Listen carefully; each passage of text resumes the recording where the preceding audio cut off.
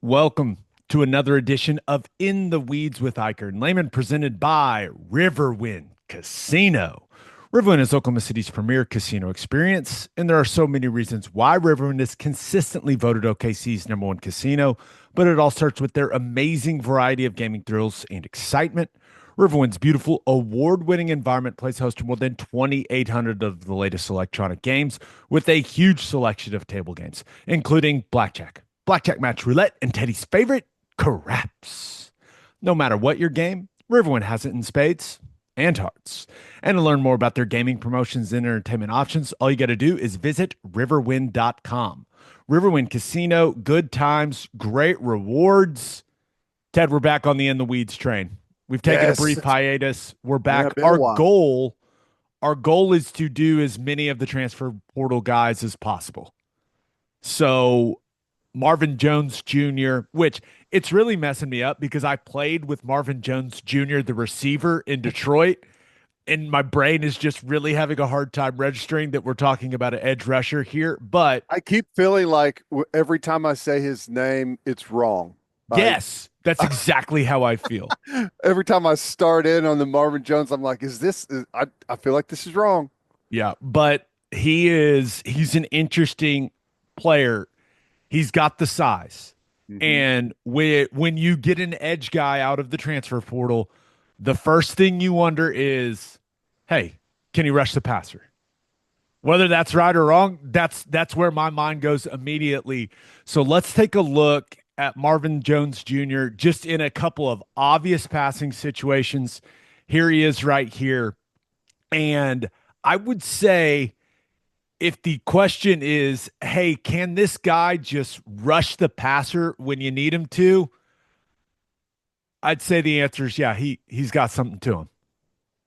The get Yeah. off, that's the thing, Ted. Look at how much ground when he is in that stance and like he is chewing up ground with those first two steps, which as an offensive lineman, as a former lineman, when those guys are on you quick, it can be a little alarming. You're like, wait, how did he get here that fast? Yeah. So he's got the size, the length, the athleticism at 6'5", 255. And this is a 3rd and 12 situation in their first game against Georgia Tech. And that looks pretty dang good, man. If the question is, hey, can this guy come in and rush the passer when the Sooners need him to rush the passer in obvious passing situations? The flashes he's put on tape in 2024, they're pretty impressive. The consistency is not where it needs to be, but the flashes are undoubtedly there, Ted. Yeah, there's no doubt. I love it. And if this isn't an exceptional get off, sometimes a guy times the snap count perfect, and that's not what he does here. But you can still see the explosion out of the stance, gets right on the tackle, and then the little flash of the hands. And as soon as you can get that tackle to reach at you with those hands, that inside hand comes at him and he just spins it perfect. Great footwork. When he gets that spin, violent spin, sticks the knife in the tackle's back, and you love it. And I don't know, what the setup was before this. Had he been showing speed throughout the game, and this is the counter?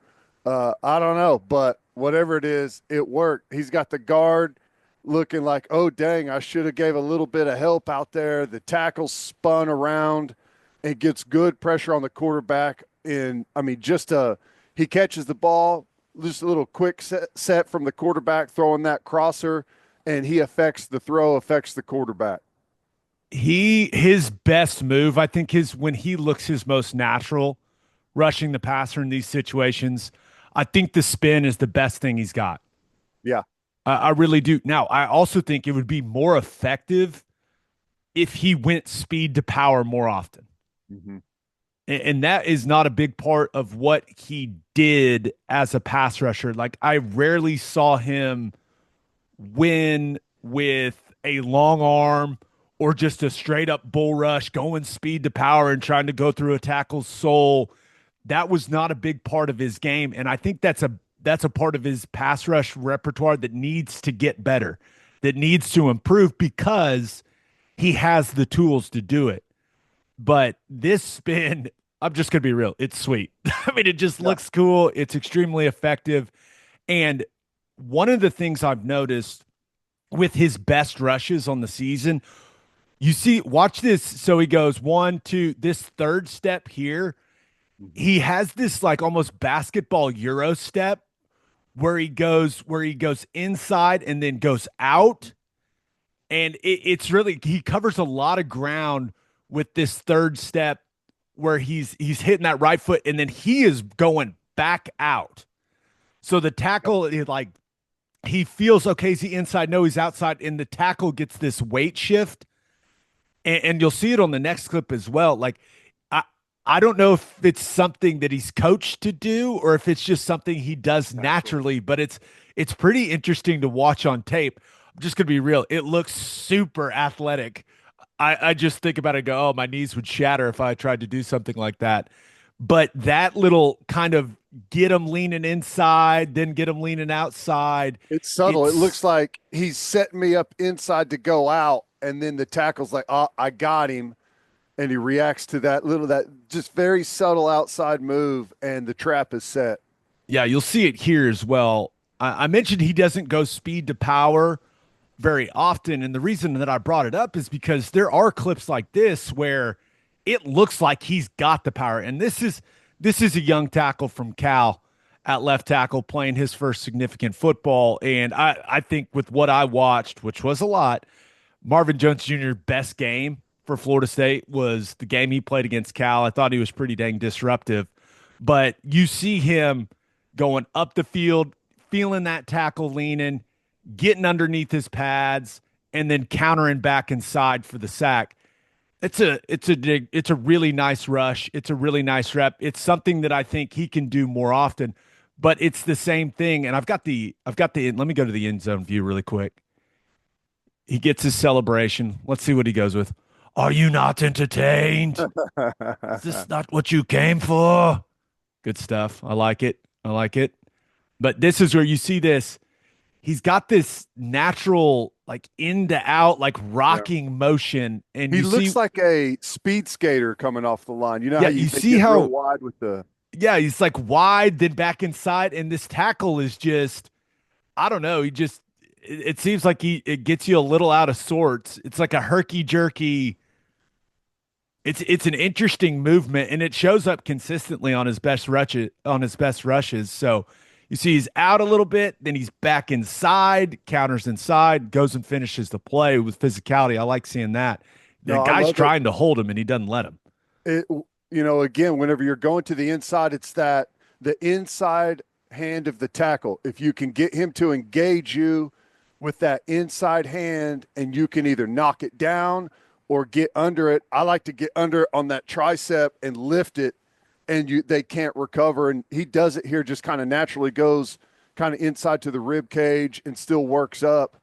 And it's very hard for that tackle to be able to replace and get back inside if you attack that inside hand. And he does a good job. It's almost like a kind of an inside swipe move. You see guys do it to go to the outside, and he just does it kind of naturally here to go in. And, the other thing is he's so big naturally. Look at that there. He's almost as big as that tackle, and that size makes it even more difficult to recover for a tackle. And it's good. It's a lot of it seems raw and natural to some degree. Just needs some fine-tune honing of those skills. Yeah, I think some technique work, someone really emphasizing him. I do think if he can, because I think the spin comes naturally to him. I think if he can develop some more speed to power, long arm, bull, that will only make the spin and the inside counter that he's clearly got. I think that will only make those more effective when guys are threatened by speed or like, hey, is this guy going to beat me with the speed rush or and then bull me? That's when the inside counter stuff becomes really, really effective for a pass rusher. It's just look at this right foot out a little bit, and it's like setting him up to cross him over or something. It's really Yeah. interesting to watch. Yeah, if I was, I mean, this is a good move. Gets in, makes the play. If I was, I want that inside, that left hand to be more violent. He kind of lays it on that guy. show the outside, and then whenever he puts that left hand, or in this case, the tackle puts that inside right hand up, violent, explode into him, and then you can finish a little bit cleaner. But I mean, it's a couple of really nice looks of what he's capable of. It's interesting you mentioned violence. We'll get to that. And I think at the very least, if you're wondering what will Marvin Jones Jr.'s role be for Oklahoma in 2025? I think at the very least, he can be a situational pass rusher. He's going to help this defense just by being able to rush the passer. But there are some things I've seen on tape that make me think he can have a bigger role than just being a pass rush specialist. We'll talk about him. But first, you listen to this podcast to get insight from the guys who played the game. Why don't you take that same approach when it comes to buying your beef? When you order from Didier Ranch, you are getting your beef directly from the people who raised it. A rancher knows what it takes to have a premium quality, tasty beef. Didier Ranch has done it for over 100 years right here in Oklahoma. From delicious 21-day dry-aged ribeyes to savory steak burgers, there's no better place to get your beef. Get your beef from the guys who've done it and use code Oklahoma15 for 15% off on DidierRanch.com. Didier Ranch, tradition tastes better. So a lot of people, Ethan Downs is moving on to the NFL. A lot of people go, okay, Marvin Jones Jr., he's going to be the other edge guy with R. Mason Thomas now that R. Mason is officially coming back. And that's just not what I see from Marvin Jones Jr. He is not a similar player to Ethan Downs at all. And it made me start wondering, okay, what will his role, if he's got a big role for this defense, if he's not just a situational pass rush guy, what will his role be? And there are several clips of him playing out of a 2-point stance as an edge guy. And I actually think the argument can be made that it's when he looks his most natural. Think more of like a traditional 3-4 outside linebacker type role. A guy that is, no doubt, he is rushing the passer, he's playing the run, but he's also dropping and doing some things in zone coverage and occasionally, taking a tight end or a running back or whoever out of the backfield in man coverage. And I think he fits more of what the Sooners use, the way that they use Trace Ford in 2024, not Ethan Downs. And this may be the worst clip in the history of In the Weeds, but I thought it was a good example of really what he's capable of, because when you turn on the tape, Ted, this guy is big and he can run, like really, really run. And I thought that this was a good example of just what he's capable of. And you're just going to have to trust me. He has this tight end man-to-man out of the backfield. And you see he's using his length. He's got hands on him. He's right where he needs to be in phase. And you just have to trust me. He goes out of the screen right there. He stays in perfect phase with that guy for like 30 yards down the field. Mm-hmm. And that got me thinking, okay, Brent Venables loves to get really creative with guys that can do multiple things like this. And there are several of these clips where he's in coverage and it looks pretty dang natural for him, Ted. Well, and that just got me thinking, we saw them drop Trace Ford quite a bit, do some things in zone coverage. We saw him take some guys out of the backfield man-to-man. I think that's kind of the role that he would fit, not, hey, you're the violent, super physical guy, hand down DN that that Ethan Downs was. Yeah, and what this is this is cover 3. This isn't even man-to-man. And what's good about this is, as a flat player in cover 3, which he's the flat player, you have the wheel route. So he's going to the flat, and then he recognizes that it's a wheel, and he turns and runs with it, which is really good. They're saying, hey, we got the stand-up edge guy as the flat player. We've got an advantage here. We can stick him out, maybe get him in a trail position here, have him come up and bite too much. and then beat him on the wheel with some speed since he's a bigger guy. And he says, I know what's coming here. I've practiced this. We've worked this. And he's expecting the wheel route and stays in really good position. He is capable of doing this stuff just by the way that he can run. Like he can really run. And I don't think you're going to ask him to do a ton of this type of stuff if you're Brent Venables, but I do think it's encouraging that there's some of it on tape, and that can create an interesting role for him in the defense in 2025. Like when they go to the 4 down, like odd spacing stuff, Yep. where you got the head up nose, you got the guy's head up on the tackle, and then kind of that outside linebacker type body. And that they use Trace Ford quite a bit in that structure. I think Marvin Jones Jr. is capable of doing that. Yeah. And whenever you have a guy that you can trust to do that, it helps a lot. Now, this is they're just using a creative way to get to a 4-man rush. And I showed you that it's just cover 3 behind. But when you got a defensive end that can drop that way, you can bring zone pressures here from the field a lot.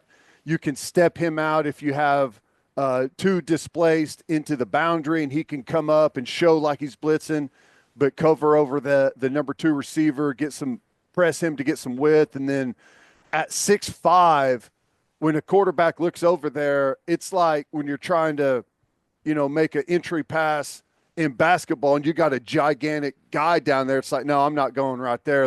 We're going elsewhere. There's just so much space there. It's not easy to fit that ball in for a quarterback.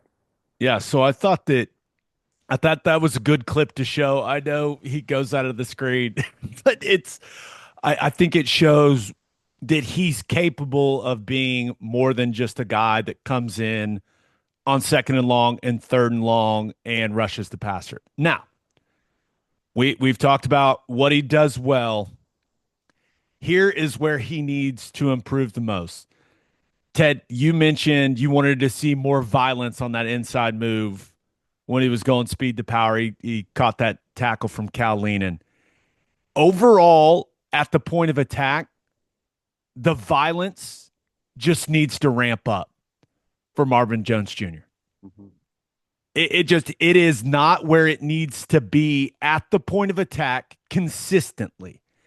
That is what I believe is the number one thing he needs to improve at, is using his hands and playing with violence at the point of attack, especially in the run game. That part of his game is not where it needs to be. And he'll go around blocks like this quite a bit. When he disengages, when he's actually got his hands in a good spot, for whatever reason, he always disengages and goes up the field. Yeah. And you see what that does here. And this is something that is one of your pet peeves, is when you do that, you actually create a much bigger hole Yep. to run the football in. And this is something that shows up consistently for him on tape when he's playing the run. He's got to be more violent. He's got to play with more knockback, is the term that I always use. Can't jump around blocks. You want to be productive. There's no doubt about it. But sometimes when you're the edge guy, your job is to just constrict that hole as much as you can, hold point, and be the contained guy. Yeah. And that's something that he needs to get better at. Yeah. And, and it's frustrating here because Florida State gets what they want. Again, cover 3. And those who are curious and want to know, cover 3, deep third. This safety's coming down and playing the hook. This guy is a hook player. And whenever you have a nub on the backside of 3, C7, he lines up at 7 yards depth, the safety does, and he's got the C gap. Now, they've got a little game coming on the inside. This gigantic guy right here is the corner, who's the deep third player, but he comes up to play that outside edge, so you're strong over on this side. All this safety has to come down right here and make the tackle. This is exactly what you want.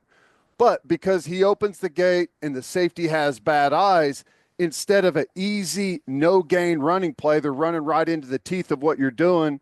He opens the gate. This safety's eyes are in the wrong spot. He goes to the wrong gap, and they end up being able to get more. This should be a 0-yard gain on this play. They're running right where you want them to, but he opens the gap there. You don't have to do it. It's a run play. Just engage that guy, get to your gap on the outside, get lower, and hold point. This is where we see those guys long arm, because he kind of ends up being the edge with that game up front, but he takes the easy route, right? There, it's soft here. I'll just run around, but you're blocked, right? And you create a bigger gap for this guy.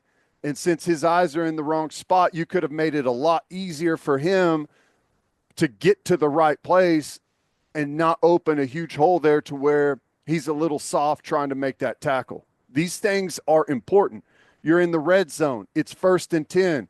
You go with a cover 3. It's a run-stopping general call here, trying to force a 2nd and long.